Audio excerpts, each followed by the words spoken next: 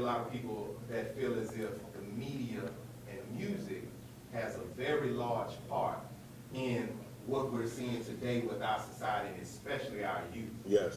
It's an interesting point you made about does the music have, did music or artists, media on the side as well, have any responsibility to what was being broadcast over, say, the last 20 years? The argument was no. Most people said, no, artists don't have the responsibility. The responsibility is left to the institutions the taxpayers pay. The institutions have failed, so now you want to put it on the artist, or the problems have fallen onto the artist by default. Yes, I understand that argument. I was also part of that argument as well. I was part of that argument, but my take on it was more to the to the point that it takes a special individual to speak up on behalf of a community. All artists are not leaders. There was one time that hip hop had a forum about the music and was wondering if it actually was the cause of this, and we got a unanimous no. I don't think you were involved in that. So it's almost like we have an identity crisis due to what we continue to feed our eyes with. Just because you rhyme a conscious record don't mean you're a conscious person. And so and likewise, just because you thugging on the corner doesn't mean you don't love Christ or whatever. You don't love God. Or you don't strive for peace or joy or knowledge yourself. Just because I came out the strip club doesn't mean I'm not on my way to the library. So you can't really judge a book by its cover. A tree is known by its fruit. So if in fact you are not that kind of person, I would say you're exempt from that responsibility, because you can get yourself hurt. Literally, whether it be your career, your physical life, your mind state, your reputation, whatever it is, if these things matter to you, then speaking truth to power on behalf of the people, you just can't go there. You can't, it's not your place. So I say, no, it's not the responsibility of the average artist. The average dude, just get your money, sing your record, try to be popular, do whatever you could do. But some of us are awake, and we know what it means to stand in front of people that admire you. Raise your arm one way, they're raising their arm the same way. Say this, and they say it. Say that, and they say, wear this, drink this, eat this, sound like this. And you have whole communities mimicking what it is you are. I think there's some responsibility to that. I think MCs should be licensed to speak. The same way that you have martial artists, everybody can practice kung fu, no doubt. But when you say you are a professional martial artist, your hands get registered with the local precinct. Because now you're real about what you're doing, and you can actually kill a person doing what they put some restraint on you, and it also protects you, because if you ever have to go there, the police already knew who you was and your hands were registered. Same thing should be with MCs. Your words can kill people. This is what people do not understand. Starting with the MC, his or herself, onto whoever they're speaking to. Your words can kill. So you should be licensed to speak before mass groups of people, and not licensed like censorship. Just, here's 3 places. This is what it means to be hip hop. This is what it means to be a musician in America. This is what it means to be a musician in America. You get a tax break. You follow these guidelines, you're going to give you this tax break. Your kids go to school for free. Some old craziness, like if you say, look, I'm going to register I'm going to seek the license. So there's going to be some restriction on me, no doubt. But within that restriction, I get empowered because there's a government that recognizes the power of my voice. So this also goes in two different directions. You got me thinking about something crazy. I need to get off of this right now. But because in actuality, your question is deep in terms of the responsibility of the person in front of a crowd. And it's a debate. Because, again, everyone doesn't have the mind even to take that responsibility seriously. Doesn't mean they're a bad person. It just means you're not there. But to the ones who are, and this is where I want to put an emphasis, those who are aware are the ones who are not doing anything, which is why the world is the way it is. Too many people that have knowledge are using their knowledge for themselves. And look at this, rightfully so. You spent $100,000 on your education. Why do you have to share that with anybody? You stayed up late. Everybody was at the party chilling. You was in a book. 20 years later, you're sitting on top. Everybody else that was partying is now struggling. Because we see this in history. It goes over and over and over and over and over. This is history.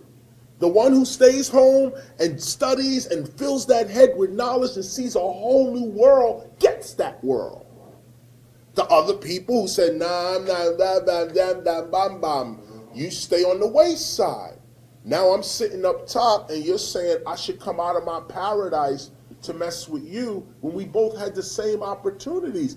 This is a conservative thought, but this is where all the great black thinkers are. They railed in the 90s. Everybody railed. Yo, this is crazy. Bush is bugging.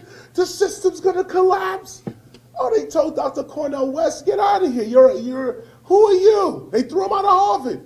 Okay, get out of here. Cornell wrote books, said so much about the state of black America, but also America in general. They didn't want to hear him.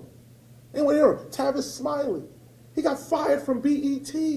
That's why he's now the rogue journalist that he is and doing very well. But look at us. Look at us. Look at us. So with that, if the people who have knowledge keep it to themselves, live in their mansions, chilling, and they're protected by the universe, it's right. They're right. But to solve the problems that we're discussing, those who are comfortable in their knowledge and in their life are going to have to get uncomfortable for the rest of the world to live. And this is the hardest piece right here. Nobody wants to give up their comfort zone. A last example here, just us right here, okay, right now. Kelton's my man, okay? Been working with him for years, okay? He calls me up, yo, I need you down here in Virginia. Now, keep in mind, I think when we got this call, I was in France. I was in, I don't know where I was, some place called Savigny-le-Temple in France somewhere, about 20 miles outside of Paris. So I'm chilling. I'm out there finishing up an album. I'm enjoying France, got my Italian buddies over here. I'm like, yeah. But every time we open the paper, Ferguson, somebody choked, another New York, somebody else over here, somebody else, and all that was, matter of fact, while Baltimore was burning, I was in Paris, okay, rocking 6,000 French people. They was just like, yo, we was getting it in. Leave the stage, turn on the BBC. My people dead in the street. Now, there's a bunch of Americans in France. Black Americans doing very well in France. All of them, everybody there. Other rappers, sports figures, everybody there. But which one of us felt like we should come home? And this is the example right here. It's that I worked and earned my place. There's no reason for me to come back here. There's no reason. I'm a man, a father. I have 3 children. My wife, they're chilling. That's it. Why do I have to now come back here? Well, here's why. Because if you are conscious, if you are awake, if you know that there is really no you are really a subject of your people. You are a principle of your people. You are an asset of your people. If you hide yourself, your people perish. So come out of your place. Like here, I mean, I love coming to Virginia on another level, but y'all get snow. I can't deal with that. That's not my place of comfort. Snow. My voice gets raspy. I can't do the shows I want to do. I'm getting tight, my muscles. That's why I live in California. Okay? I like the heat. I want tropical weather. This year I'm not going to have it. Why? Because there's too much craziness going on right now. There's too much. It's now reached a certain level. And then with world politics, African Americans have a really good shot right now, if in fact we are made aware. So it's not just me coming out of my place of comfort, which for me is California or Europe or Africa in that order. South Africa, Ethiopia is off the chain. She go to Ethiopia, you're not coming back here. At least your mind is not.